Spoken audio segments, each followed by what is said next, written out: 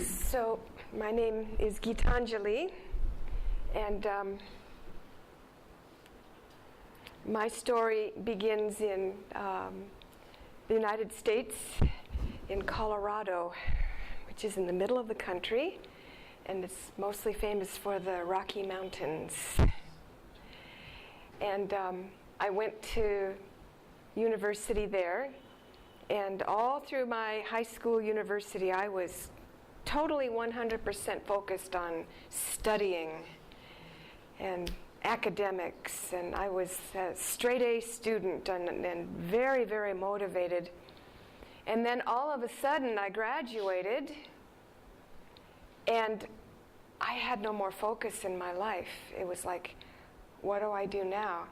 I didn't really want to go on to graduate school, and I just came to realize that there was something deeper that I needed in my life. I didn't know what it was, but I knew that there was something out there that would give meaning to my life. And I lived in a fairly small town where there were a lot of different spiritual activities going on. And so I started going to different groups and meeting people, and actually, before I read the autobiography of a yogi, 2 people had recommended it to me. But it took me a while to actually get to that.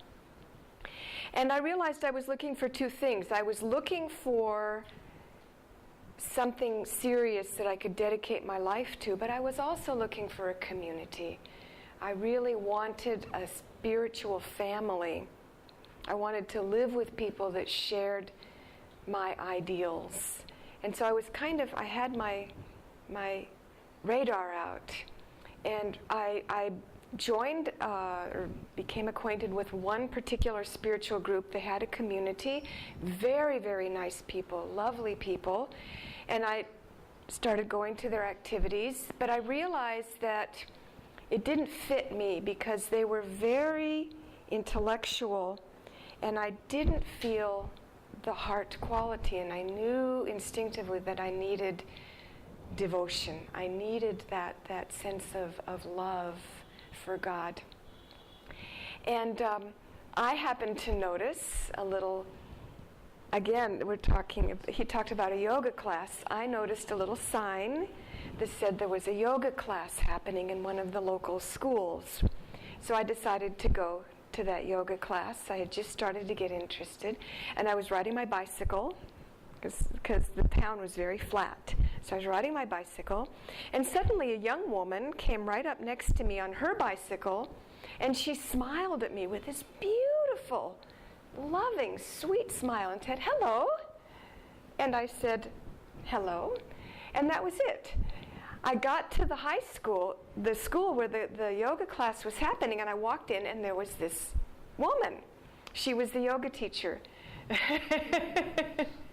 And her name is Roberta, and we are still very, very good friends. We met back in 1978, I believe.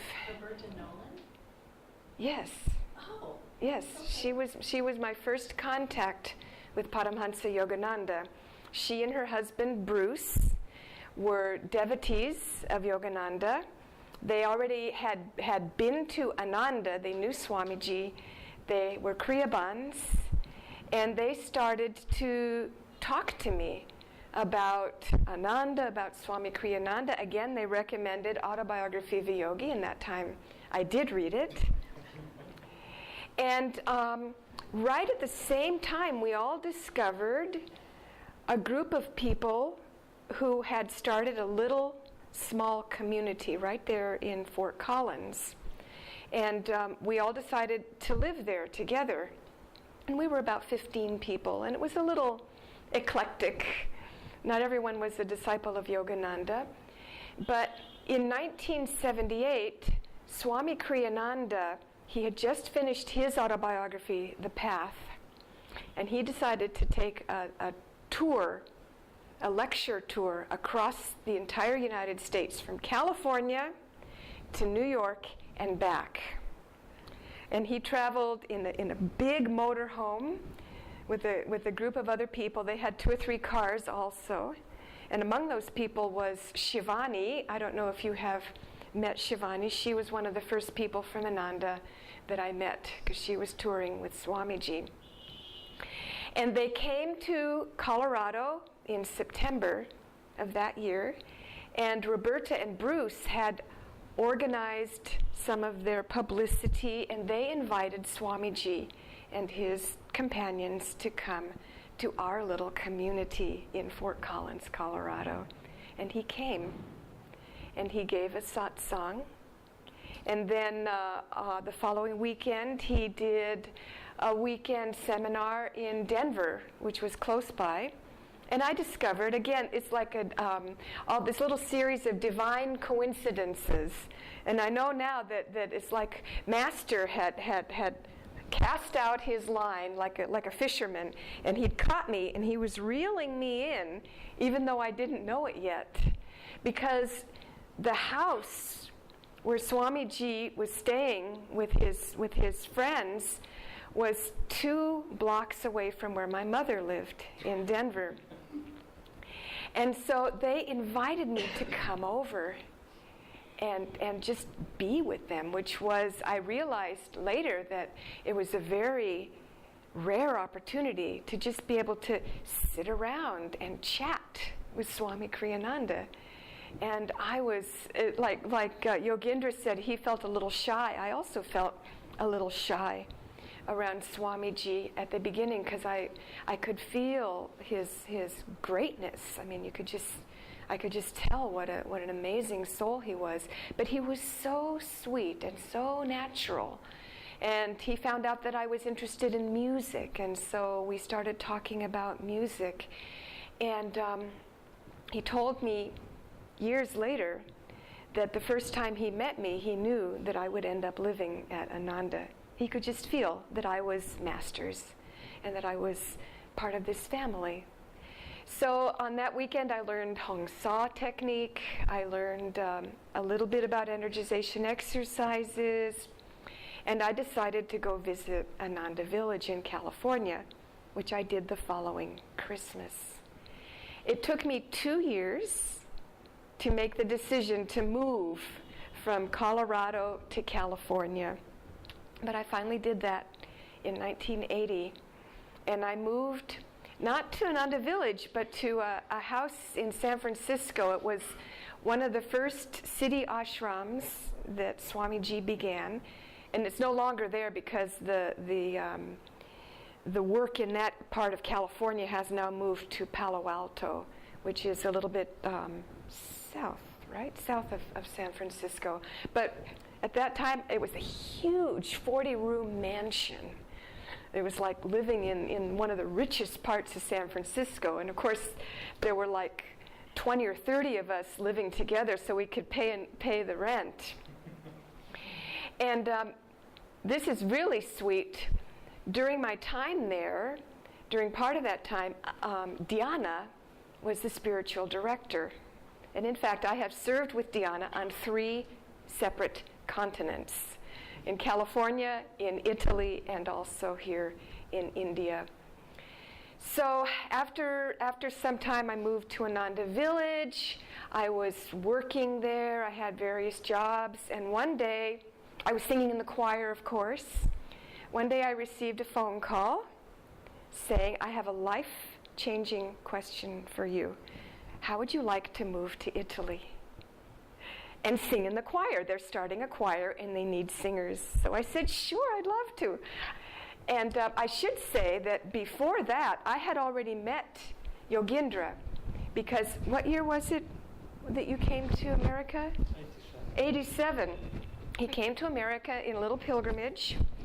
And during that time, he was there. We had an event that's called Rajashi Day.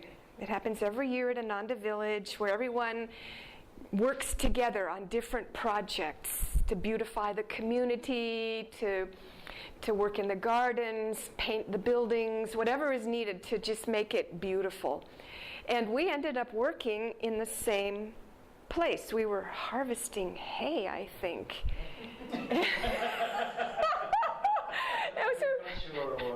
So we're riding on this tractor, and he had been introduced to me, but he was still shy, and he didn't say anything. And so I thought that he didn't understand English. So we knew who each other was, even at that time.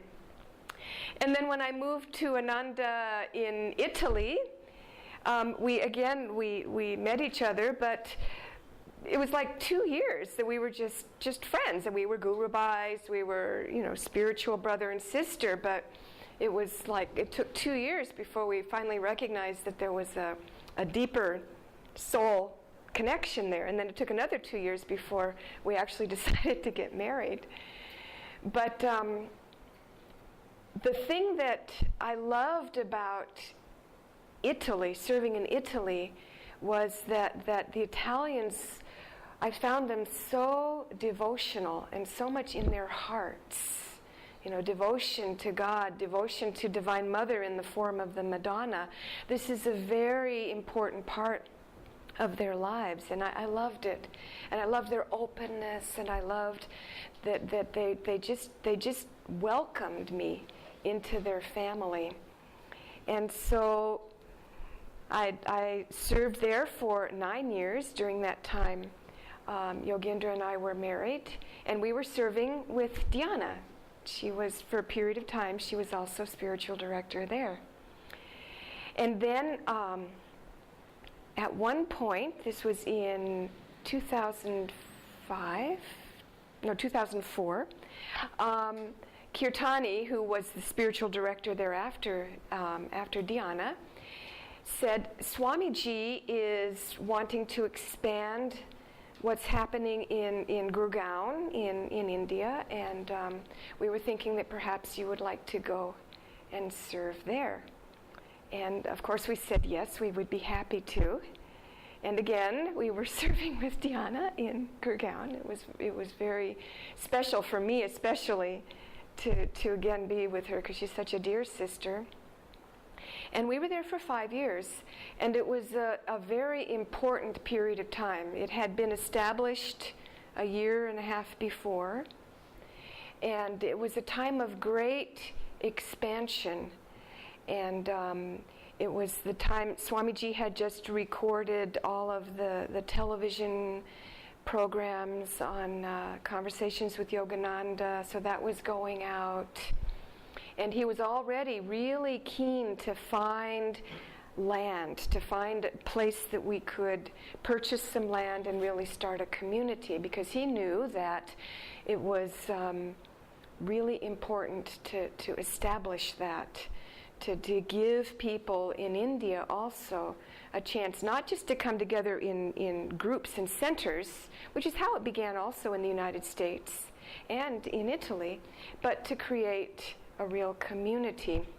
And so we were there for that phase. It was very exciting. It was very interesting. There was a lot of energy, a lot of enthusiasm, and finally the property was found in Pune, and piece by piece it was purchased. It took a lot of negotiating to get all of that land.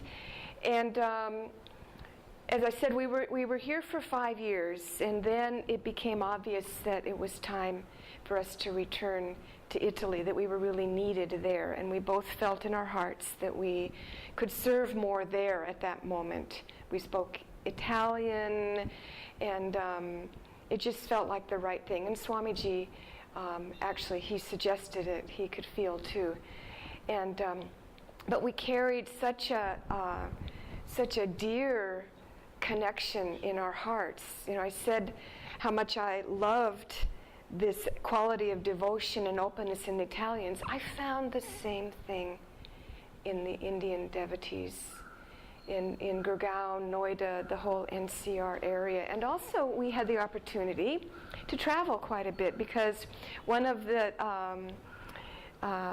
things that Swamiji asked us to do was to develop the business of the Spirit and Nature flower essences.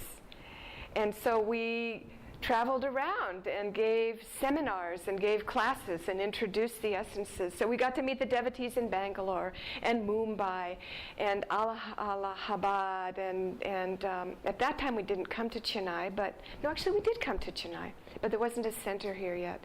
And I just felt this incredible depth in all of the devotees that I met, a deep, intense devotion and a deep understanding of what the guru-disciple relationship is, and also a deep, deep devotion for Swamiji. And this touched me to my heart, because sometimes, Americans tend to be really intellectual, and so sometimes Swamiji had to really convince people of the truth of what he was saying in America. Of course, there were hundreds and thousands of devotees there, but there was this, it was just a different feeling there. And also in Italy, they loved him. They just drew on him in a very deep way. When he was in Italy, he always spoke about Divine Mother and divine love. And at the same time, they didn't quite get the concept of the guru. It was a little strange for them. And a lot of the Italians have a certain resistance towards religion, because many of them grew up in the Catholic Church and felt a little oppressed by the aspect of conservatism and what's the word I'm looking for? The rigidity and dogma. Yeah, dogma, exactly, the dogma. And so they loved Swamiji, they loved what he was offering, but they didn't quite get it, what it meant to be a disciple. And here in India, it's already in your genes, And all of the devotees that we met, they revered Swamiji. They saw his spiritual greatness, and this was very, very dear to me, to see this, how they just absorbed his spiritual vibration and perceived that this was a very pure channel of the great Master Paramhansa Yogananda. So I really treasure my memory of the time that we spent here. And of course, we made wonderful friendships living in the ashram. And I always felt especially close with Dharmini. Like she said, we did music together a lot.